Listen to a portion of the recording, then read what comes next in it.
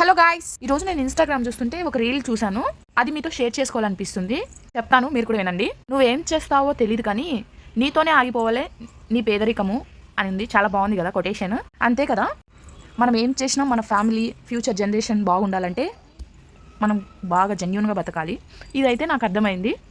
చాలే నిసోది అనుకుంటున్నారా? సర్లే, ఇంకోటి ఏమైనా చెప్తా వినండి. ఫ్యూచర్లో ఏం సాధించినా ఏం ఇది చేసినా ఒకరికైతే చెడు అయితే చేయకూడదు. మనకు మంచి చేయడానికి కుదరకపోయినా పర్లేదు, కానీ వాళ్ళతోనే ఉండి వాళ్ళకు మాత్రం ఎండిపోటు మాత్రం పొడవకూడదు. అలా పొడిస్తే మనకు తినడానికి కూడు కూడా ఉండదు. ఇది నాకు తెలిసింది. మా నాన్న ఎప్పుడు నాకు చెప్తుంది. ఒకరు బాగున్నారే, ఒకరు బాగుపడ్డారే అని వాళ్ళ మీద ఏడవకూడదు. నీకు వీలైతే నువ్వు సంపాదించుకో, నువ్వు కష్టపడు, నువ్వు పని చేయి. నైట్ అంటే కష్టపడి సంపాదించి వాళ్ళకన్నా ఎక్కువ సంపాదించు, వాళ్ళకన్నా ఎక్కువ డబ్బులు పోగేసుకో. నువ్వు కూడా మంచిగా బాగుంటావు. అదే అంతేకాని ఒకరిని చెడు చేసి లేకుంటే ఒక డబ్బులు ఇస్తారు, ఆ డబ్బుల్ని ఇది చేసుకోవాలి, లేకపోతే ఎవరికైనా మోసం చేద్దాము, ఎవరిదైనా అప్పు తీసుకుందాము, వాళ్ళని ముంచేద్దాము, అలాంటి బుద్ధి మాత్రం ఎవ్వరికీ ఉండకూడదు.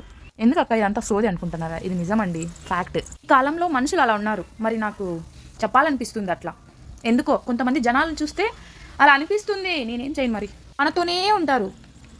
మనం డబ్బులు ఇస్తే మన మాట మాట్లాడతారు, మనం డబ్బులు ఇవ్వకపోతే మనల్ని శత్రువులాగా చూస్తారు. అది కాదండి. ఏదైనా ఏ రిలేషన్లో అయినా, ఫ్రెండ్ కావచ్చు, రిలేటివ్ కావచ్చు, ఎనిమీ కావచ్చు, ఎవరైనా సరే, నువ్వు పర్ఫెక్ట్గా ఉన్నావా, నీకు దేవుడైనా ఏదో ఒక రూపంలో నీకు హెల్ప్ చేస్తారు. కానీ నువ్వు జెన్యూనిటీ కోల్పోయావా, నీకు ఎవ్వరూ హెల్ప్ చేసే వాళ్ళే ఉండరు.